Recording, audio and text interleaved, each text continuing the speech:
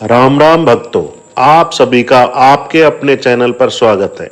बाबा की अनंत कथाओं की श्रृंखलाओं से एक सुंदर कथा कहने जा रहा हूँ। महाराज जी का हमारे प्रति असीम वात्सल्य युक्त प्रेम था। वे हमारे घर पूर्व में हर वर्ष 3-4 बार कृतार्घ करने पहुंच जाते थे, परंतु अंतिम 2-3 वर्षों में केवल 1-2 बार ही आए। माली हालत हमारी बहुत साधारण स्तर की थी। पूर्व में तो हम उन्हें केवल खाली खाट पर ही बिठा देते थे। बाद में पूजा घर में एक गद्दा या लिहाफ जमीन में ही बिछाकर उस पर एक चादर डाल देते थे और प्रभु भी सीढ़ी चढ़कर आंगन पार कर सीधे वहां पहुंच आसन जमा लेते थे। कुछ अध फटे, कुछ अध मैले गद्दे, उन्हीं पर कोई धुली चादर या कभी कभी तो उस पर प्रयोग की हुई चादर भी डाल दिया करते थे।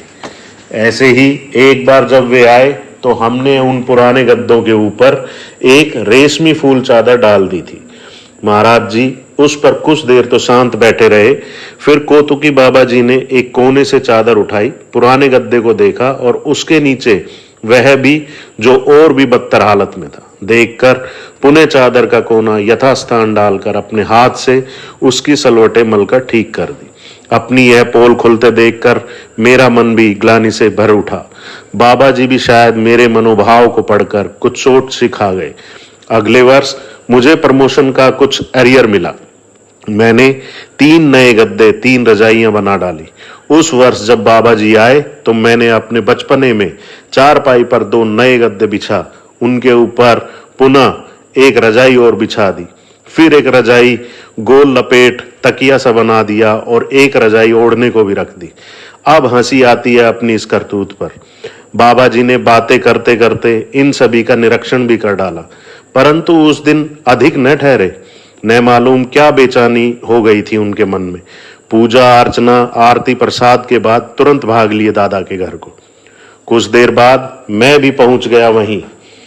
तब श्री मां ने मुझे बुलाकर कहा, मुकुंदा, जब महाराज जी तेरे घर से आए और सीधे हमारे कमरे में जोर से दरवाजा खोल घुसते ही बच्चों की तरह प्रफुल्लता से बोले, तुझे नहीं मालूम, मुकुंदा के घर नई नई रजाइयां, नए नए गद्दे, नई नई रजाइयां, नए नए गद्दे, और भी क्या क्या कहा।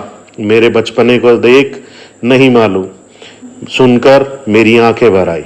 जिस विभूति को जब तब राजसी ठाट प्राप्त होते रहते हैं, वह आज अपने एक दीनहीन चरण मिश्रित के घर केवल मामूली स्तर की नई रजाइयां गद्दे देखकर भी बच्चों की तरह प्रफुल्लित आनंदित हो श्री मां को यह सब बताने दौड़ पड़े। श्री मां के अलावा महाराज जी के इस वात्सल्य भाव को दूसरा समझ भी कौन सकता था। मुझे विगत वर्ष की लीला याद हो आई, जब जो चोट लगी थी मेरे अंतर में और मेरे भगवान के अंतर्मन में, उस पर आज मल्लम लग गया। कोई चमत्कार नहीं, कोई बड़ी देन नहीं, फिर भी यह महाप्रभु की एक लीला, परंतु उनके इस प्रेम, इसी वात्सल्य ने हमें जीत लिया था जन्म जन्मांतर के लिए। जय बाबा नीम करोल।